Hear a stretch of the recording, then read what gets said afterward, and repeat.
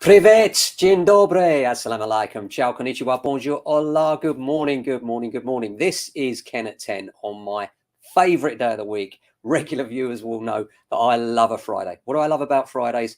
A number of things, really. First of all, the anticipation of the weekend. There's something good about the celebration of the whole week's work culminating in the holiday time, the weekend, when it all happens, when the fun starts. And that kind of, wow, we've got that to look forward to. But also, obviously, as agents, we think about the business end of it, the market. The terrific thing about the weekend is, number one, what we find is that people are setting up their viewing plans for the weekend. And so Friday for us is a really critical day. We're looking to make sure that if people are looking this weekend to buy a house, then they're viewing through us rather than our competitors, and our stock rather than our competitors' stock. How do we do that? Well, we ring them and we associate the benefits of the properties we have to the requirements they have. Too many agents say, yes, it's a 3-bed house. When can you go and see it? And I'll be honest, in a rising market, it's easier to get away with that. But as the market gets stiffer, then you need people that can relate the benefits of that property to the individuals, to be able to describe not just what the facilities are, but why they're a benefit to that client, which means that is a fantastic phrase for that. So, for instance, there's a massive kitchen diner there, which means that when you have a party, can you imagine the whole family being around that table? It's going to be fantastic. Slide open those bifold doors, you'll be in the garden having a barbecue, rather than just got bifold doors and a big kitchen. You see the difference? The difference is you're visualizing that fantastic benefit. And that's what you've got to do as a salesman. And that's what we are in the end. We're salespeople trying to sell the idea of viewing a house. I'm a great believer that you can't actually sell a house. A house has to sell itself for its own reasons, but what you can sell is the idea of viewing it. And not by mudslinging, certainly not by lying, because if you lie, what happens is people get there and they're not going to like it anyway. And then you've just wasted their time. They no longer trust you. Next time you call them, they're not going to listen to what you say. So you need to build up that level of trust and rapport with the client by understanding what their needs are. You do that by asking them certain questions. How long have you been looking? Why are you moving? What's the best one you've seen? Where do you want to be? And then you have a discussion over whether that's realistic or not. And sometimes that can be awkward.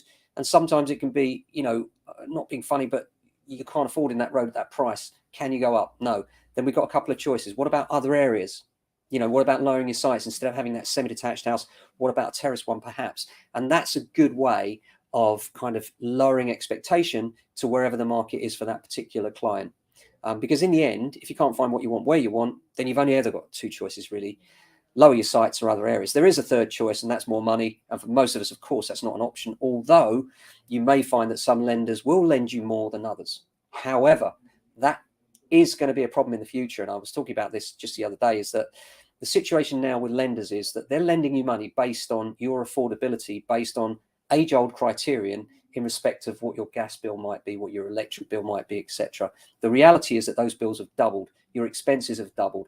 And therefore, we expect lenders are going to come along and start to drop the amount of multiple that they will give you on your salary, because now the affordability is lower. So we see that as being a bit of an issue perhaps for some borrowers. Flip side of that is we have heard that the Bank of England and the government are trying to bring in rules which make it easier to borrow money because we're no longer in the EU. Hopefully one will balance out the other. I have a feeling what we tend to find with banks and building societies is that they're all very relaxed and it's all good up until the point when the market gets a little bit tight.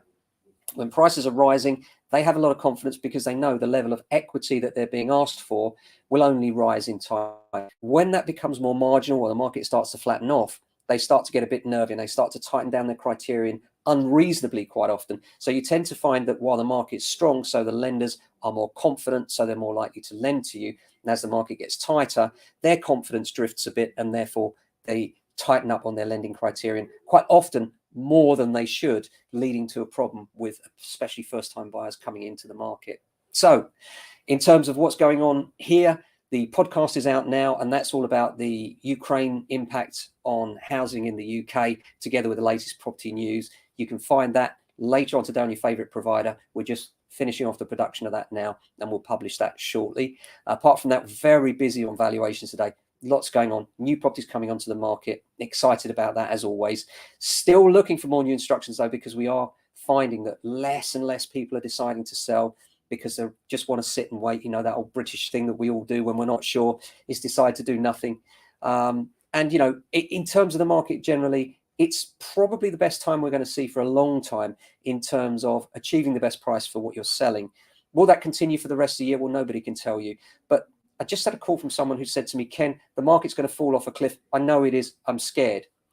And I said to them, what I always say is, why are you buying? What is the reason that you're buying? Because more often than not, it's either for long-term investment or for your family. If it's for long-term investment, then don't worry and never try and call the market, because it will always trick you. We're not trading stocks and shares here. This is long-term investment. If you're buying a house and you're buying it for a home, you're going to live there for 5 or 10 years. And one thing we know about property is in the medium term, it always wins. In the short term, there's a risk of fluctuation. But we're not trading it, are we? Unless you want to flip a house, buy it today, sell it tomorrow, what you're more likely doing is you're buying it for buy-to-let purposes, in which case, question, does the yield work? Is there enough percentage in there to make sure that you can pay back for your investment and have a little bit put to one side for maintenance? Because if there is, and it's what we call wiping its face, then as the years go on, what you'll find is rents increase, the equity increases, you can refinance at a lower rate, which makes your mortgage payments cheaper. At the same time, rents will be going the other way. And so your investment continues to grow, not least because your equity has grown in the property as well. And so values are higher and rents ultimately follow that value. And, you know, my favorite quote of the week this week is this: the best way to predict the future is to create it. And that's what you should be thinking about, creating your own future, which requires big cojones. You know, you got to get out there and make some decisions. And especially if you want to change your life, if you've got a property and you're in a bit of a rut with it, you're not sure what to do, I would say, you know, if not now, when? It's a good time right now. If you're thinking about it, you're not sure whether the numbers work, you need to check that out. Do get in touch. We're here for you. Call me, ken@jamesalexander.com on the email, or 0208 679 8601. Free valuations, no obligation. If you're out of area, you know we love chatting about property. It doesn't matter. If you're in Manchester, Birmingham, Liverpool, Saudi Arabia, call me. We're here for you. If you just want to chat, no obligation. Always happy to talk about property, because that's what we love. So busy day today. The guys are just preparing for the big ring round this morning. Lots of offers still coming in on what we've got, but we just don't have enough stock for the people at the moment. So, you know, do get in touch if you're thinking of selling. We need your house for sale. We really do. Aside from that, I hope you have a fabulous weekend. Thanks so much for watching, and thanks for all your support. Really enjoyed hearing all your comments and things as I've met you along the way and got calls and things. So keep those coming, and we'll publishing that podcast later on today. Have a listen to that. Hope you enjoy it. Hope you have a fantastic weekend. And if you're selling, good luck to you. If you need advice, we're always here for you. You know we got your back. Do give us a call. Take care. Stay safe. Have a fab weekend. Ciao, folks.